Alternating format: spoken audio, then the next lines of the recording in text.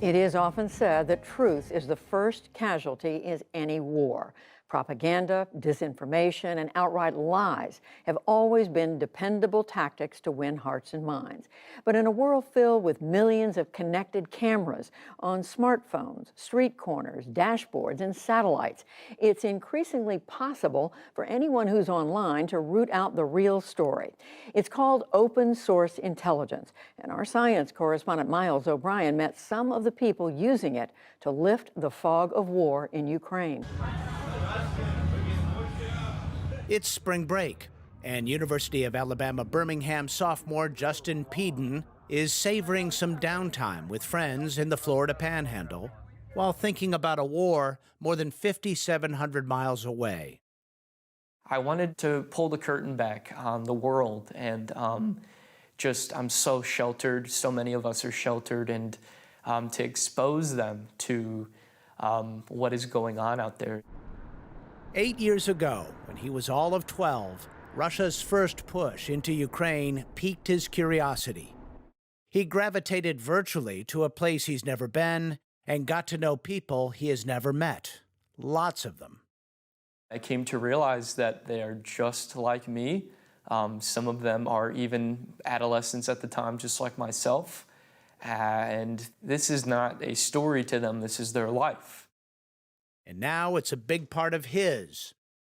Young Justin is a highly regarded practitioner in the fast-growing field of open source intelligence, or OSINT. It's information in the public domain, hoovered up by armchair analysts and intelligence professionals alike. His Intel Crab feed has drawn 250,000 followers outside and inside the intelligence community.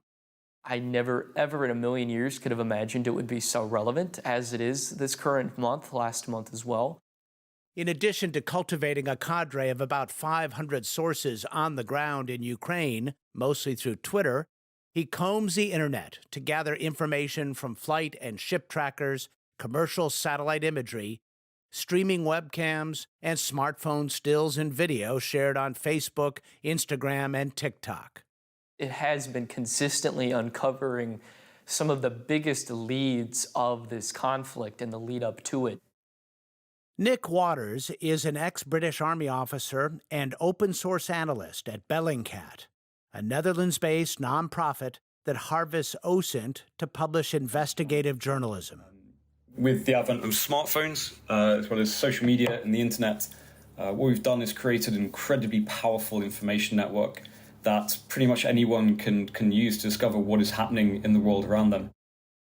OSINT is often useful to determine what did not really happen.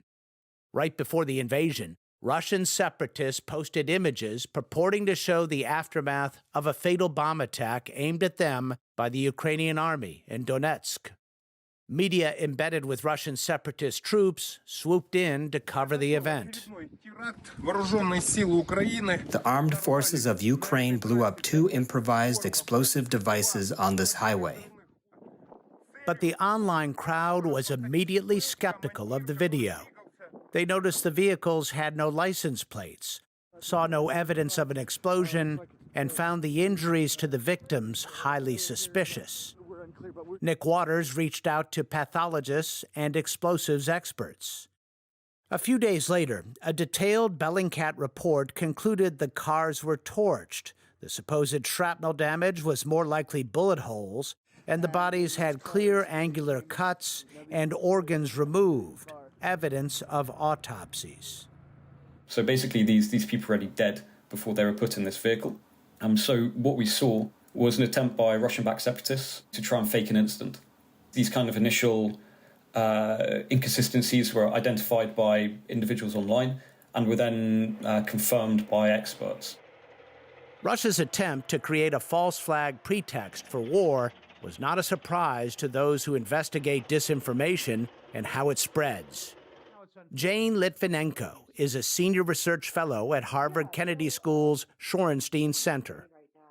Russia has made multiple attempts to essentially fake pretexts for invasion. And through using this open source intelligence, granular gathering of information, we're essentially able to say that it's hogwash. The intelligence gathering, fact checking, and debunking is happening in real time. When this deep-fake video of Ukrainian President Vladimir Zelensky appearing to surrender emerged, it was quickly debunked online, including by Zelensky himself. The online crowd is also documenting the movement and placement of Russian troops, creating something more than just a snapshot of recent history. It is often actionable intelligence. It's a war where the crowd is essentially helping to make tactical decisions. Juliet Kayyem is a former assistant secretary of the Department of Homeland Security. People are making decisions about where they want to attack, or where are the Russian tanks, or what are we seeing in the skies, based on the guy or woman on the street with an iPhone. We've never seen anything like that. Before the advent of this technological revolution, open source intelligence was limited primarily to professionals collecting and translating foreign media reports. Now we're sort of seeing how David can weaponize his cell phone against Goliath. Heather Williams is a former intelligence analyst now at the RAND Corporation. There may be times where, Goliath learns how to fight back against that. But right now, we're really seeing a lot of savvy on the part of the Ukrainian people and of the Ukrainian government on how to use some of these different tools to their advantage. All of these points of data might help clear the fog of war. The challenge is piecing it all together quickly and accurately. Open source intelligence isn't inherently intelligent. Just because it's a first-hand account doesn't mean it is truthfully from there. You never know until you go through that process, that verification process. They could live in Alabama too. We are seeing a war unfold like never before. What once might have been kept secret is out there for all of us to see. The real secret now? Knowing who to trust and what to believe. For the PBS NewsHour, I'm Miles O'Brien.